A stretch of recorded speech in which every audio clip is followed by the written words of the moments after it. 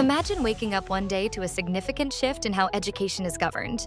The Department of Education, an institution pivotal to the shaping of educational policies in the United States, ceases to exist. What would that world look like? And how would it impact students, teachers, and the broader educational landscape? Today, we'll explore the possibilities and consequences of such a scenario. First, let's consider the immediate implications of abolishing the Department of Education.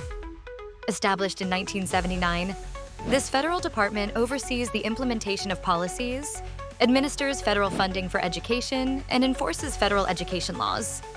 Without it, states would face the daunting task of independently crafting and managing their educational policies. The shift would likely lead to significant discrepancies in educational standards, as each state grapples with setting its own benchmarks. These inconsistencies could particularly affect students transitioning between states, as they encounter varying curriculums and teaching methods. The lack of a centralized authority might foster innovation and experimentation in some regions. However, it might also lead to inequities, with affluent areas potentially outpacing their less affluent counterparts in terms of resources and quality of education. Furthermore, federal funding for education, which currently aids in serving low-income and special education students, would be subject to change. Currently, the department dispenses billions in grants and financial aid supporting schools and students in need. Its absence would require states to reevaluate their budgets, raising questions about their capacity to maintain these levels of support.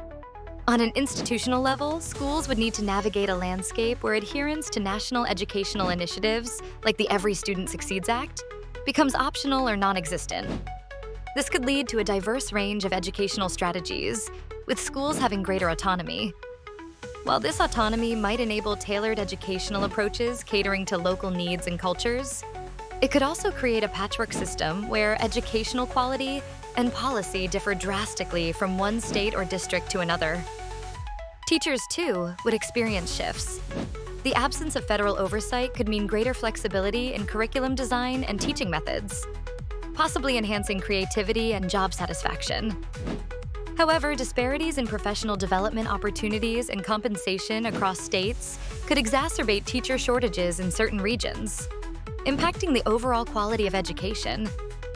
Parents and students would play a more significant role in advocating for educational standards and resources, engaging directly with local and state education authorities. This increased involvement could lead to more community-centered schools, fostering environments that reflect the specific needs and values of the students they serve. Yet it also posits a challenge: ensuring that every child receives an equitable education, regardless of where they live. While the abolition of the Department of Education could result in innovative practices and localized control, it comes with potential drawbacks that could deepen inequalities and create a fragmented educational system. The challenge, then, would be balancing freedom and customization with consistency and fairness. One thing is clear: any movement towards such a drastic change would require careful consideration, ensuring that all students continue to have access to quality education, a cornerstone for their future and that of the nation. In stepping into this hypothetical world, we must weigh these complexities, contemplating the best path forward for educational excellence and equity.